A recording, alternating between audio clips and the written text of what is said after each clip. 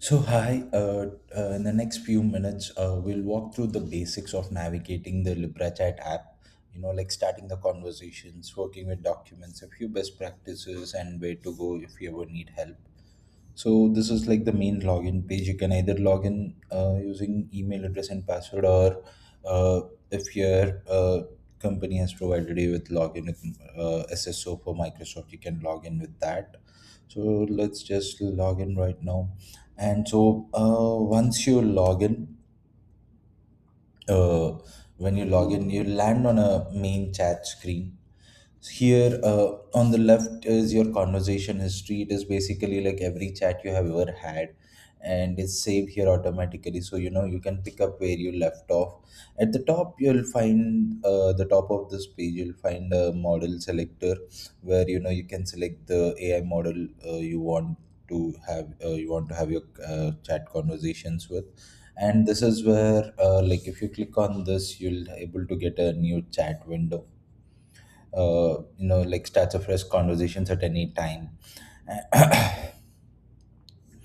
And this is where you'll find the settings where you can set up like the general theme of the chat app, the language it supports, and also like the font size, about all of these. And now let's go and see what happens when we try to send a message.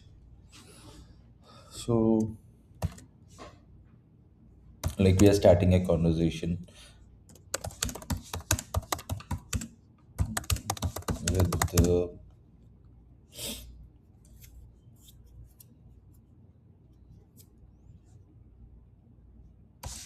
Python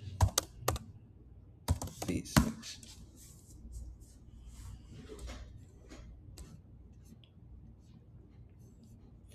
So, as you see here, like once you start the conversation, it starts giving you all the like basic answers. Like so, here I have asked it about, hi, I can help you. Can you help me with the Python basics?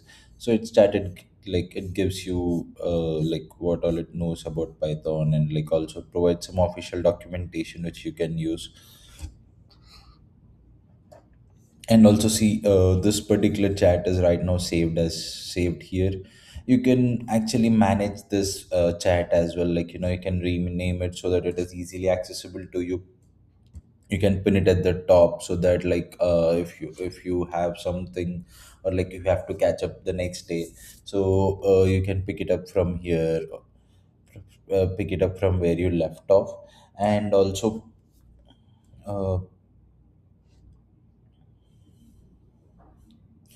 like you can rename them, let's say I can basically rename this to Python basics.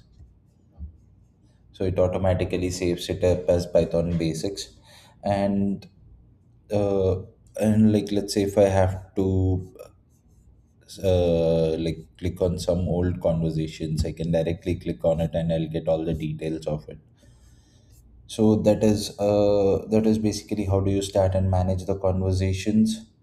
And coming to let's go to a new chat and see if we how do we upload the images. So there are two options to upload. One is upload as text. When you click on that, it shows you options to upload any text files like PDF, Word docs, and all. Let's see if I can upload a sample. Like let's take this resume. So once I click on uploading the upload the file, it automatically the file is uploaded, as you can see here. So I can ask questions to it about directly about this file. Hi, can you tell me about this document I pasted?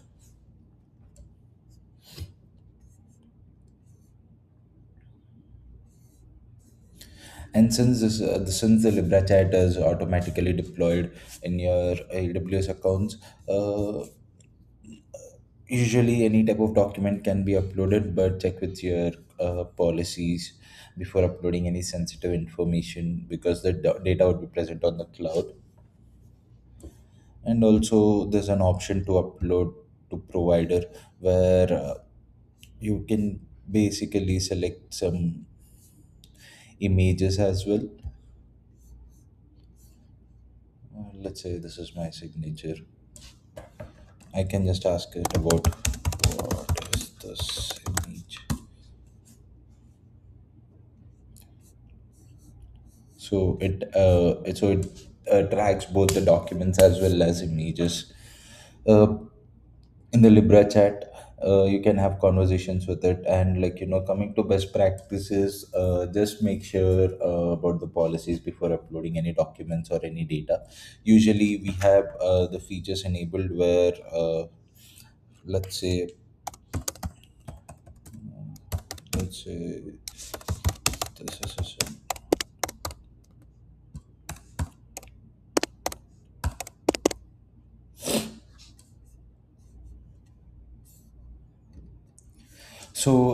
like when you type in some sensitive information like US social security number or anything, it automatically redacts them so that none of those data go into the database.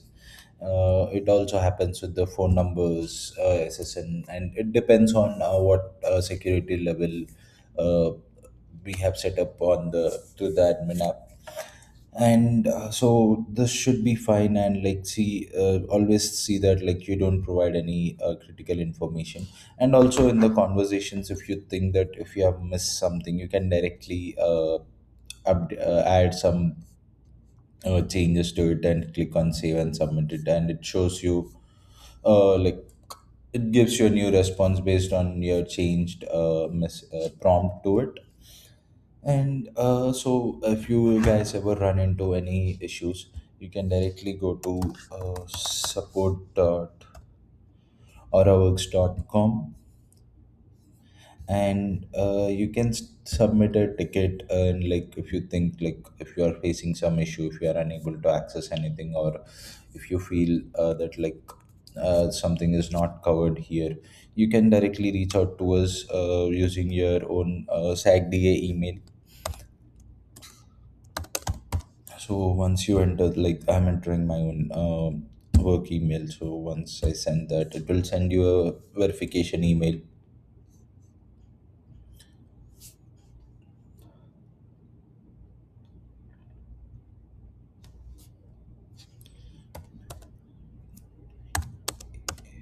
7